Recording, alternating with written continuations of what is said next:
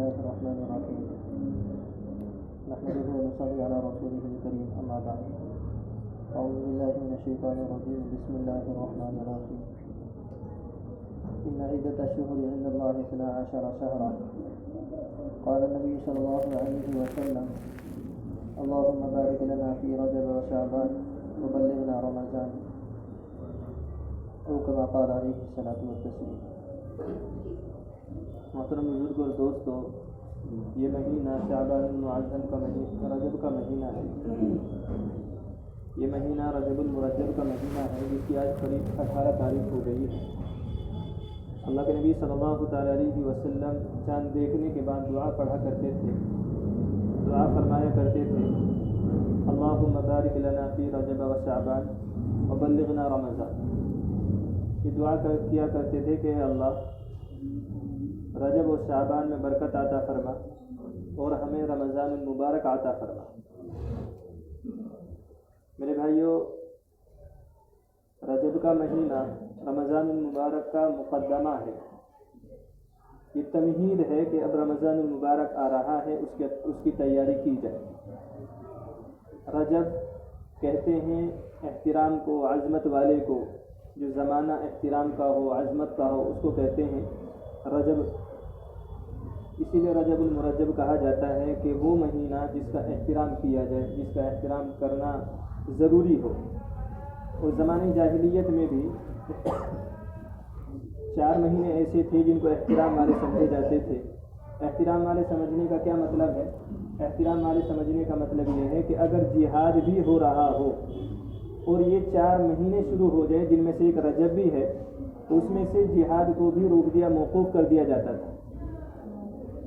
یہ اتنے احترام والے مہینے ہیں جن میں سے ایک رجب کا مہینہ بھی ہے. اللہ کے نبی صلی اللہ تعالیٰ علیہ وسلم رمضان المبارک کی تیاری رجب سے شروع کر دیا کرتے. اللہ کے نبی صلی اللہ تعالیٰ علیہ وسلم نے کیا جملہ ارشاد فرمایا؟ اللہم بارک لنا فی رجب و شعبان، کب برکت عطا فرما. ہم بھی دوسرے کو مبارکباد دیتے ہیں. کسی کے نکاح کا موقع ہے تو اس کو مبارکباد دیتے ہیں کہ بھائی مبارک ہو. کسی نے کوئی نئی دکان کھولی ہے اس کو ہم مبارکباد دیتے ہیں مبارک ہو. کوئی حج کر کے آئے، کوئی عمرہ کر کے آئے تو ہم تمام لوگوں کو، کسی کے یہاں بیٹا پیدا ہوا ہے تو اس کو مبارکباد دیتے ہیں کہ اللہ برکت دے، مبارک ہو. یہ برکت کہتے کس کو ہے؟ برکت کا مطلب کیا ہے؟ برکت کا مطلب یہ ہے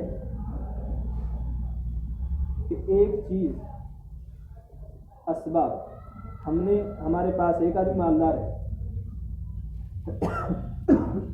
اس کے پاس اپنی راحت کا سب کچھ خریدنے کے اسباب موجود ہیں، اس کو اللہ نے اتنا دیا ہے، لیکن اس کے دماغ میں، اس کے ذہن میں یہ بات چل رہی ہے کہ میرا مال بڑھے گا، کیسے بڑھے گا، اور وہ اپنے مال کو لے کر کے فکر مند ہے اور وہ سکون میں نہیں ہے. ایسے ہی کوئی آدمی صحت مند ہے لیکن اللہ تبارک و تعالیٰ نے کوئی بیماری لگا دی، اب سکون نہیں. کوئی بھی چیز جس کے اندر سکون نہ ہو، اسباب تو اختیار کر لیا ہے.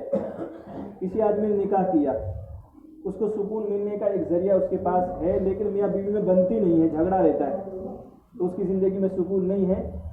اگر زندگی میں سکون ہے تو یہ برکت ہے، اور زندگی میں سکون نہیں ہے یہ بے برکتی ہے. سب کچھ ہونے کے بعد بھی اگر سکون نہیں ہے زندگی میں تو سمجھ لو کہ برکت نہیں ہے.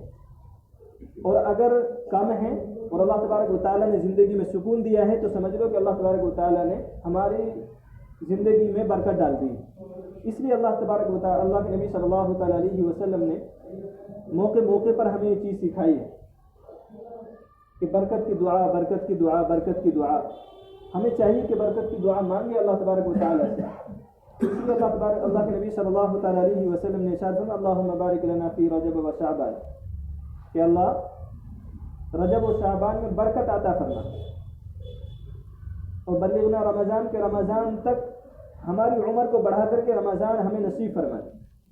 کیونکہ رمضان المبارک اتنا مبارک مہینہ ہے کہ اللہ کے نبی صلی اللہ تعالیٰ علیہ وسلم 2 مہینے پہلے سے اس کی دعا مانگ رہے. اور بلکہ صحابہ کرام تو انتظار کیا کرتے تھے پورے سال کہ کب رمضان المبارک کا مہینہ شروع ہو جائے، اور وہ رجب ہی کے مہینے میں مشہور ہے کہ اللہ کے نبی صلی اللہ تعالیٰ علیہ وسلم معراج پر گئے تھے۔ وہ رجب کا مہینہ تھا کہ اللہ کے نبی صلی اللہ تعالیٰ علیہ وسلم کو معراج پر بلایا گیا۔ اللہ تبارک و تعالیٰ سے ہم کلامی ہوئی اور اللہ تبارک و تعالیٰ نے سارے پردے ہٹا دیے اپنے حبیب محمد عربی صلی اللہ تعالیٰ علیہ وسلم، اور اپنے درمیان کے تمام پردوں کو ہٹا دیا گیا۔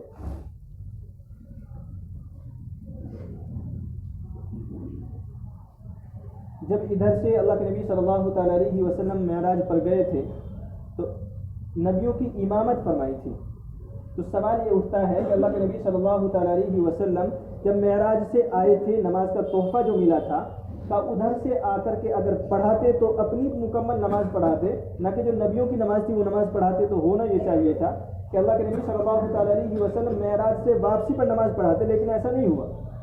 تو علماء کرام اس کا جواب یہ دیتے ہیں کہ پہلے جو نبیوں کو جو نماز ملی تھی، کسی میں قیام تھا، کسی میں رکوع تھا، سجدہ اللہ کے نبی صلی اللہ تعالیٰ علیہ وسلم کو ملا ہے، اس امت کو ملا ہے۔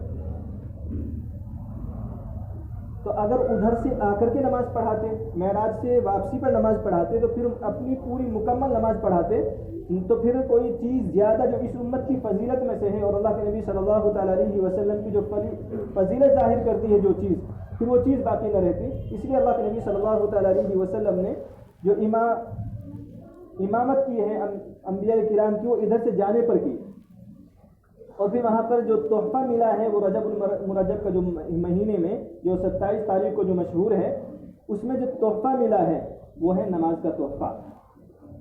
اللہ کے نبی صلی اللہ تعالیٰ علیہ وسلم جب اللہ تبارک و تعالیٰ سے ملاقات کے بعد چلنے لگے تو اللہ تبارک و تعالیٰ نے کہا کہ میں آپ کو ایک تحفہ دیتا ہوں۔ جاتے پر کہا میں تمہیں ایک تحفہ دیتا ہوں۔ اللہ کے نبی صلی اللہ تعالیٰ علیہ وسلم بڑے خوش ہو گئے، اور اللہ تبارک و تعالیٰ نے کہا کہ وہ تحفہ یہ ہے کہ 50 وقت کی نماز ادا کریں گی آپ کی امت۔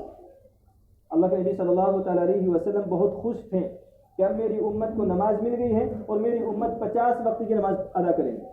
اور جب لے کر کے چلے، راستے میں حضرت موسیٰ علیہ السلام سے ملاقات ہوئی، کہا کہ بڑے خوش ہیں، کہا کہ مجھے تحفہ ملا میری امت کے لیے کہ نماز میری امت 50 وقت کی پڑھے گی، تاکہ میں دنیا میں زندگی گزار کر کے آیا ہوں۔ کہا مجھے 2 نماز ملی تھی، کہا میری امت 2 نماز بھی نہیں پڑھتی تھی، کہا آپ کی امت 50 کیسے پڑھے گی؟ کہا درخواست کیجئے اور درخواست کر کے کم کرا لیجیے۔ اللہ کے نبی صلی اللہ تعالیٰ علیہ وسلم ایک بار گئے، 5 کم ہو گئی، پھر 2 بار گئے، ایسے کر کے 5 رہ گئے۔ اللہ تبارک و تعالیٰ نے فرمایا کہ آپ کی امت 5 نماز ادا کرے گی، کہ میں 50 نمازوں کا ثواب عطا فرماؤں۔ اس مہینے کی ہم جو کوئی صبح شاید معلوم کر رہا تھا مسئلہ کہ معراج کی شب کوئی خاص عمل ہوتا ہے، کوئی صحابہ کی زندگی سے ملتا ہے۔ صحابہ کی زندگی سے کوئی خاص عمل اس مہینے میں ہے ہی نہیں، نہ 27 رجب کہ اس میں کوئی خاص عمل یا روزہ رکھا جائے یا یہ کہ نفل نماز کسی خاص طریقے پر پڑھی جائے، کوئی خاص عمل صحابہ کرام کی زندگی سے شریعت مطہرہ میں نہیں ملتا۔ اگر کوئی آدمی اس کی کوئی فضیلت یا اس کی کوئی نفل نماز یا اس کی رات کی عبادت یا اس کے روزہ کوئی بتاتا ہے تو وہ شریعت میں نہیں ہے، وہ شریعت سے باہر کی بات بتا ہے۔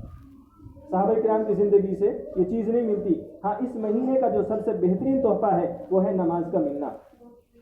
آدمی کو چاہیے کہ وہ نماز کی پابندی کرے۔ کل قیامت کے دن ایک آدمی ہوگا، وہ پورا نور میں شرابور ہوگا، پورا نور کے اندر ڈھکا ہوا ہوگا، پورا نور سے اس کے سر سے لے کر پیر تک نور ہی نور ہوگا۔ لوگ دیکھ کر کے رشک کریں گے کہ کون آدمی؟ اللہ کے نبی صلی اللہ تعالیٰ علیہ وسلم نے ارشاد فرمایا کہ وہ اس کے اندر 3 چیزیں ہوں گی، اس کے اندر 3 چیزیں ہوں گی۔ ایک تو وہ اللہ کا ذکر اس کی زبان پر جاری رہے گا، اللہ کا ذکر خوب کرتا ہوگا۔ اس لیے